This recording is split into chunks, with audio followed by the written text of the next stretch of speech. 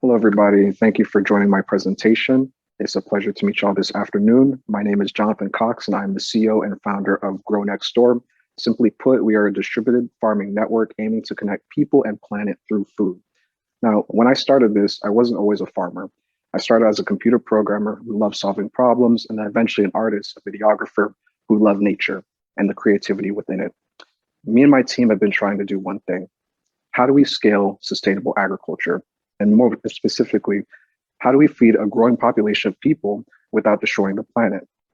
Now, conventional agriculture usually entails tilling, lack of water conservation, animal agriculture in general. All these things perpetuate into negative effects on our environment.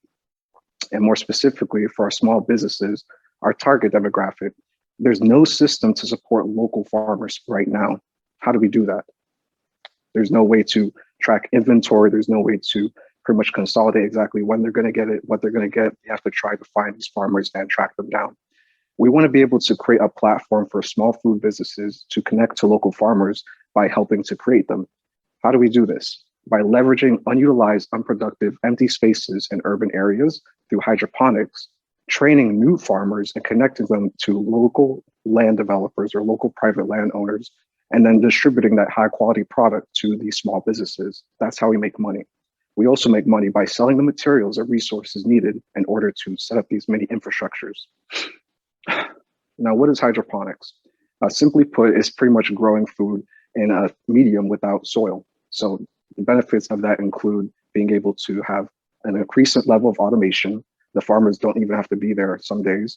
We have the ability to conserve plenty of water, the ability to be very modular, move these systems from place to place, set it up in a variety of different configurations, as you can see, and being able to set up independent of consisting or existing soil conditions. It could even be on like an empty lot or a parking lot. Our competition varies, but let's step into the shoes of our target demographic.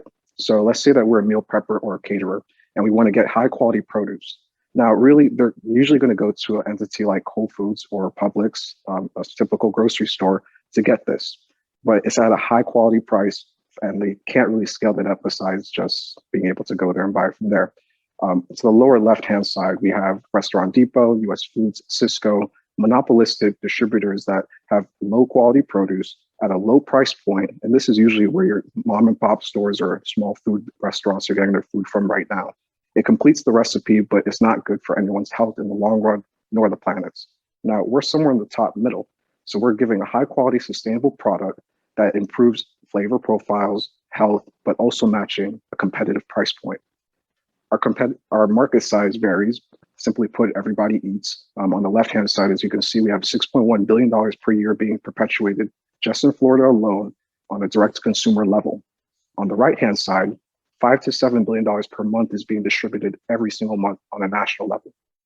Our competitive advantage is being able to sell high quality produce and support health. The produce simply lasts longer because it's fresh, and then fresh is best. We're able to leverage utilizing a lean production and distribution by managing and tracking inventory across multiple different areas. So nothing is picked unless it has a home.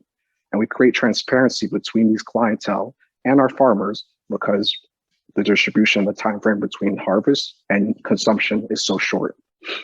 Our relevant milestones are vast. So when we first started out, we had a prototype, 25 towers, 400 to 500 units of produce being able to be generated. And now we've just kind of jump skipped to 500 towers. So that's 10,000 units per 12 weeks that can be generated.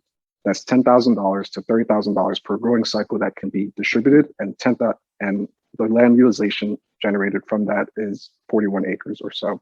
Our current clients right now are a school system, my old alumni, McFadder Technical High School in Davie, and a local distributor that caters to our specific demographic, local chefs who value sustainable products, as well as several restaurants listed.